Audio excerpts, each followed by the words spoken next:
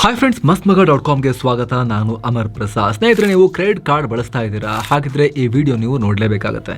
ನೀವು CRED, Google Pay, MobiKwik, check ಸೇರಿದಂತೆ ಹಲವು ಥರ್ಡ್ ಪಾರ್ಟಿ ಆ್ಯಪ್ಗಳ ಮೂಲಕ ನಿಮ್ಮ ಕ್ರೆಡಿಟ್ ಕಾರ್ಡ್ ಬಿಲ್ಲನ್ನು ಪೇ ಮಾಡ್ತಾ ಇದ್ದೀರಾ? ಮಾಡ್ತಿರ್ಬೋದು ತುಂಬ ಜನ. ಈ ಆ್ಯಪ್ಗಳಿಂದ ಬಿಲ್ ಪೇ ಮಾಡಿದ್ರೆ ಏನಾಗ್ತಿತ್ತು? ಕ್ಯಾಶ್ ಬ್ಯಾಕ್ ಸಿಗ್ತಾ ಇತ್ತು, ವೋಚರ್ ಸೇರಿ ಹಲವು ಬೆನಿಫಿಟ್ ಸಿಗ್ತಾ ಇತ್ತು. ಆದರೆ ಇನ್ನು ಮುಂದೆ ಈ ಆ್ಯಪ್ಗಳ ಮೂಲಕ ಬಿಲ್ ಪೇ ಮಾಡೋಕ್ಕಾಗಲ್ಲ. ಅಟ್ಲೀಸ್ಟ್ ಸದ್ಯಕ್ಕೆ ಒಂದು ಅವಧಿವರೆಗಂತೂ ಪೇ ಮಾಡೋಕ್ಕಾಗಲ್ಲ. ಈಗ ಆಲ್ರೆಡಿ ಕೆಲ ಕ್ರೆಡಿಟ್ ಕಾರ್ಡ್ ಬಳಕೆದಾರರಿಗೆ ಪ್ರಾಬ್ಲಮ್ ಶುರು ಕೂಡ ಆಗಿದೆ. RBI ಹೊಸ ಕ್ರೆಡಿಟ್ ಕಾರ್ಡ್ ರೂಲ್ಸ್ಗಳನ್ನು ಜಾರಿ ಮಾಡಿದೆ. ಹಾಗಿದ್ರೆ ಏನಿವು ಹೊಸ RBI ಕ್ರೆಡಿಟ್ ಕಾರ್ಡ್ ರೂಲ್ಸ್? ಕೆಲ ಕ್ರೆಡಿಟ್ ಕಾರ್ಡ್ ಬಳಕೆದಾರರು ಈ ಆ್ಯಪ್ಗಳ ಮೂಲಕ ಯಾಕೆ ಕ್ರೆಡಿಟ್ ಕಾರ್ಡ್ ಬಿಲ್ಲನ್ನು ಪೇ ಮಾಡಕ್ಕೆ ಆಗ್ತಾ ಇಲ್ಲ, ಇದಕ್ಕೆ ಆಲ್ಟರ್ನೇಟಿವ್ ಮೆಥಡ್ಸ್ ಅಥವಾ ರೂಟ್ಸ್ ಏನೆಲ್ಲ ಇವೆ, ಎಲ್ಲವನ್ನ ಎಕ್ಸ್ಪ್ಲೇನ್ ಮಾಡ್ತಾ ಹೋಗ್ತೀವಿ. ಕಡೆ ತನಕ ಮಿಸ್ ಮಾಡ್ತೆ ನೋಡಿ. RBI ಹೊಸ ರೂಲ್ಸ್. ಸ್ನೇಹಿತರೆ, RBI ನ ಈ ಹೊಸ ರೂಲ್ಸ್ ಬಗ್ಗೆ ಪ್ರತಿಯೊಬ್ಬ ಕ್ರೆಡಿಟ್ ಕಾರ್ಡ್ ಬಳಕೆದಾರರಿಗೆ ಗೊತ್ತಿದ್ರೆ ಒಳ್ಳೆಯದು. ಆಗಲೇ ಹೇಳಿದ ಹಾಗೆ ನೀವು ಥರ್ಡ್ ಪಾರ್ಟಿ ಆ್ಯಪ್ ಮೂಲಕ ಪ್ರತಿ ಬಿಲ್ಲಿಂಗ್ ಸೈಕಲ್ ನಲ್ಲಿ ಕ್ರೆಡಿಟ್ ಕಾರ್ಡ್ ಬಿಲ್ಲನ್ನು ಕಟ್ತಾ ಇರಬಹುದು. ಅದು ಸಾಕಷ್ಟು ಆ್ಯಪ್ಗಳಿದೆ. ಕ್ರೆಡ್ ಇದೆ, ಚೆಕ್ ಇದೆ, ಮೊಬಿಕ್ವಿಕ್ ಇದೆ, Google pay, phone pay, Paytm ಸೇರಿದಂತೆ ಹಲವು ಥರ್ಡ್ ಪಾರ್ಟಿ ಆ್ಯಪ್ಗಳು ಈ ಸರ್ವಿಸ್ ಅನ್ನ ಕೊಡ್ತವೆ. ನಾವು ಆ ಕಂಪನಿಗೆ ಬಿಲ್ಲನ್ನು ಪೇ ಮಾಡಿದ್ರೆ ಆ ಕಂಪನಿಗಳು ನಮ್ಮ ಕ್ರೆಡಿಟ್ ಕಾರ್ಡ್ ಕೊಟ್ಟಿರೋ ಬ್ಯಾಂಕ್ಗಳಿಗೆ ಬಿಲ್ ಕಟ್ತವೆ. ಇದರಿಂದ ನಮಗೆ ಸಿಗೋ ಬೆನಿಫಿಟ್ ಏನು ಅಂದರೆ ಥರ್ಡ್ ಪಾರ್ಟಿ ಆ್ಯಪ್ಗಳು ಕೊಡೋ ಆಫರ್ಗಳು, ಕ್ಯಾಶ್ ಬ್ಯಾಕ್ಗಳು ಹಾಗೂ ಶಾಪಿಂಗ್ ವೋಚರ್ಗಳು ಇತ್ಯಾದಿ ಇತ್ಯಾದಿ. ಯಾಕಂದರೆ ನಾವು ಡೈರೆಕ್ಟಾಗಿ ಬ್ಯಾಂಕ್ ವೆಬ್ಸೈಟ್ ಹಾಗೂ ಆ್ಯಪ್ಗಳಿಂದ ಬಿಲ್ ಕಟ್ಟಿದ್ರೆ ಯಾವುದೇ ಆಫರ್ ಅಥವಾ ಕ್ಯಾಶ್ ಬ್ಯಾಕ್ ಇರೋದಿಲ್ಲ. ಅದೇ ಈ ಆ್ಯಪ್ಗಳ ಮೂಲಕ ಮಾಡಿದ್ರೆ ಕ್ಯಾಶ್ ಬ್ಯಾಕ್ ಬರ್ತಾ ಇತ್ತು. ಈ ಆ್ಯಪ್ಗಳಲ್ಲಿ UPI ಬಳಸಿದ್ರು ಕೂಡ ಕ್ಯಾಶ್ ಬ್ಯಾಕ್ ಬರ್ತಾ ಇದೆ. ಆದರೆ RBI ನ ಹೊಸ ರೂಲ್ಸ್ ಏನಂದರೆ ಕ್ರೆಡಿಟ್ ಕಾರ್ಡ್ಗಳಿಗೆ ಸಂಬಂಧಪಟ್ಟಂತೆ ಜುಲೈ ಆರಂಭದಿಂದಲೂ ಕೂಡ ಜುಲೈ 1ನೇ ತಾರೀಕಿನಿಂದ ಈ ರೂಲ್ಸ್ ಅಪ್ಲೈ ಆಗಿ ಹೋಗಿದೆ. ಜುಲೈ 1ರಿಂದ ಕೆಲವೊಂದು ಬ್ಯಾಂಕ್ಗಳ ಕ್ರೆಡಿಟ್ ಕಾರ್ಡ್ ನಿಮ್ಮ ಹತ್ರ ಇದ್ರೆ ನೀವು ಥರ್ಡ್ ಪಾರ್ಟಿ ಆ್ಯಪ್ಗಳ ಮೂಲಕ ಬಿಲ್ ಕಟ್ಟಕ್ಕಾಗಲ್ಲ. ಆಗಲೇ ಹೇಳಿದ ಹಾಗೆ ಸಮಸ್ಯೆಯನ್ನು ಆಲ್ರೆಡಿ ಕೆಲವರು ನೋಟಿಸ್ ಕೂಡ ಮಾಡಿರ್ಬೋದು. ಸ್ನೇಹಿತರೆ, ಭಾರತದಲ್ಲಿ ಈಗ 34 ಬ್ಯಾಂಕ್ ಅಥವಾ ಸಂಸ್ಥೆಗಳು ಕ್ರೆಡಿಟ್ ಕಾರ್ಡ್ ಸರ್ವಿಸಸ್ ಅನ್ನು ಕೊಡ್ತಾ ಇದೆ. ಈ ಬ್ಯಾಂಕ್ ಅಥವಾ ಕ್ರೆಡಿಟ್ ಕಾರ್ಡ್ ಬಿಲ್ಲರ್ಗಳು BBPS ಅಥವಾ ಭಾರತ್ ಬಿಲ್ ಪೇಮೆಂಟ್ ಸಿಸ್ಟಮ್ನಲ್ಲಿ ರಿಜಿಸ್ಟರ್ ಆಗಬೇಕು ಅಂತ RBI ಡೆಡ್ಲೈನ್ ಕೊಟ್ಟಿತ್ತು. ಇದರ ಡೆಡ್ಲೈನ್ ಕೂಡ ಜೂನ್ 30ಕ್ಕೆ ಮುಗಿದು ಹೋಗಿದೆ. ಈ 34 ಬ್ಯಾಂಕುಗಳು BBPS ನಲ್ಲಿ ರಿಜಿಸ್ಟರ್ ಆದರೆ ಮಾತ್ರ ಅವುಗಳ ಕ್ರೆಡಿಟ್ ಕಾರ್ಡ್ಗಳ ಬಿಲ್ಲನ್ನು ನಾವು ಯಾವುದೇ ಪ್ಲಾಟ್ಫಾರ್ಮ್ ಮೂಲಕ ಕಟ್ಟಬಹುದು. ಇಲ್ಲದೆ ಹೋದರೆ ಆಯಾ ಬ್ಯಾಂಕ್ಗಳ ಅಫಿಷಿಯಲ್ ವೆಬ್ಸೈಟ್ ಅಥವಾ ಅಫಿಷಿಯಲ್ ಆ್ಯಪ್ ಬಳಸಿನೇ ಬಿಲ್ ಕಟ್ಟಬೇಕಾಗತ್ತೆ. ಈ ರೀತಿ ಬಿಲ್ ಕಟ್ಟೋಕ್ಕೂ ನಿಮ್ಮಲ್ಲಿ ಕೆಲವರು ಶುರು ಮಾಡಿರ್ಬೋದು. ಅಂದಹಾಗೆ BBPS ಅನ್ನೋದು ಎಲ್ಲ ರೀತಿಯ ಯುಟಿಲಿಟಿ ಬಿಲ್ಗಳನ್ನು ಪೇ ಮಾಡೋಕಿರೋ ಯೂನಿಫೈಡ್ ಪ್ಲಾಟ್ಫಾರ್ಮ್. ಇದರಲ್ಲಿ ಬ್ಯಾಂಕ್ ಹಾಗೂ ನಾನ್ ಬ್ಯಾಂಕಿಂಗ್ ಫಿನಾನ್ಷಿಯಲ್ ಸಂಸ್ಥೆಗಳು, ಬಿಲ್ ಅಗ್ರಿಗೇಟಿಂಗ್ ಬಿಸ್ನೆಸ್ಗಳು, ಬಿಲ್ಲರ್ ಕಂಪನಿಗಳು ಹಾಗೂ ಸರ್ವಿಸ್ ಪ್ರೊವೈಡರ್ಗಳು ಇಂಟಿಗ್ರೇಟ್ ಆಗಿರ್ತವೆ. ಏನೋ ಯಾವ್ಯಾವ ಬ್ಯಾಂಕ್ಗಳು ಸದ್ಯ BBPS ನಲ್ಲಿ ಲೈವ್ ಇವೆ ಅಂತ ನೋಡೋಕ್ಕೂ ಮುಂಚೆ ಈ ವಿಡಿಯೋದ ಪಾರ್ಟ್ನರ್ ಆಗಿರೋ ಆಕ್ಸಿಸ್ ಬ್ಯಾಂಕ್ ನ ನಿಯೋ ಕ್ರೆಡಿಟ್ ಕಾರ್ಡ್ ಬಗ್ಗೆ ನಿಮಗೆ ಕ್ವಿಕ್ ಆಗಿ ಸ್ವಲ್ಪ ಮಾಹಿತಿಯನ್ನು ಕೊಡ್ಬಿಡ್ತೀವಿ. ಆಕ್ಸಿಸ್ ಬ್ಯಾಂಕ್ ನ ಈ neo credit card life time free credit card. ಈ ಲಿಂಕ್ ಮೂಲಕ, ನಾವು ಕೊಡೋ ಲಿಂಕ್ ಮೂಲಕ ಹೋದ್ರೆ ಆಯ್ದ ಗ್ರಾಹಕರಿಗೆ ಲೈಫ್ ಟೈಮ್ ಫ್ರೀ ಇರುತ್ತೆ. ಉಳಿದವರಿಗೆ ತುಂಬ ಮಿನಿಮಲ್ ಚಾರ್ಜಸ್ ಇರುತ್ತೆ. ಈ ಕಾರ್ಡ್ನಲ್ಲಿ ಝೊಮ್ಯಾಟೊ ಆರ್ಡರ್ಸ್ ಮೇಲೆ ಒಟ್ಟು ಟೋಟಲ್ 2,880 ರೂಪಾಯಿ ತನಕ ಡಿಸ್ಕೌಂಟನ್ನು ಅಚೀವ್ ಮಾಡ್ಬೋದು. ಬುಕ್ ಮೈ ಶೋ ಬುಕಿಂಗ್ಸ್ ಮೇಲೆ ಟೋಟಲ್ 1,200 ರೂಪಾಯಿ ತನಕ ಕೂಡ ಡಿಸ್ಕೌಂಟನ್ನು ಅಚೀವ್ ಮಾಡ್ಬೋದು. ಇನ್ನು ಯುಟಿಲಿಟಿ ಬಿಲ್, ಗ್ರೋಸರಿ, ಮಿಂತ್ರಾ ಆಫರ್ಗಳನ್ನು ನೀವು ಸ್ಕ್ರೀನ್ ಮೇಲೆ ನೋಡ್ತಾ ಇದ್ದೀರಾ. ಕಾರ್ಡ್ ಆಕ್ಟಿವೇಟ್ ಆದ ಮೊದಲ ವರ್ಷದಲ್ಲೇ ಸುಮಾರು 10,560 ರೂಪಾಯಿವರೆಗೆ ಬೆನಿಫಿಟ್ ಸಿಗುತ್ತೆ. 2ನೇ ವರ್ಷದಿಂದ ಲೈಫ್ ಟೈಮ್ನಲ್ಲಿ ಒಟ್ಟು 10,360 ರೂಪಾಯಿನಷ್ಟು ಡಿಸ್ಕೌಂಟನ್ನು ಅಚೀವ್ ಮಾಡ್ಬೋದು.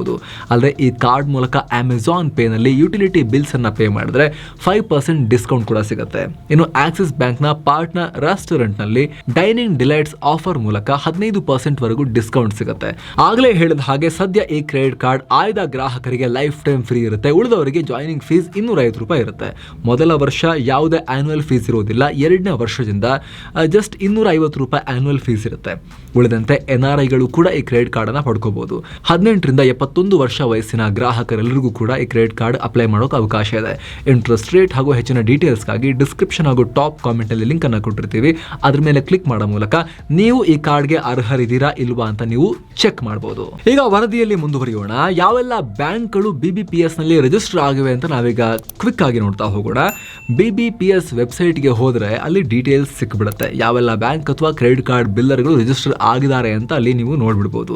ಈಗ ನಿಮ್ಮ ಸ್ಕ್ರೀನ್ ಮೇಲೆ ಕಾಣಿಸ್ತಾ ಇರಬಹುದು AU small finance bank, bank of Baroda, Canara bank, federal bank, HDFC bank, ICICI, IDBI, IDFC, Indian bank, SBI, Indus end ಸೇರಿದಂತೆ ಒಟ್ಟು 15 ಬ್ಯಾಂಕ್ಗಳು ಅಥವಾ ಕ್ರೆಡಿಟ್ ಕಾರ್ಡ್ ಬಿಲ್ಲರ್ಗಳು BBPS ನಲ್ಲಿ ರಿಜಿಸ್ಟರ್ ಆಗಿವೆ.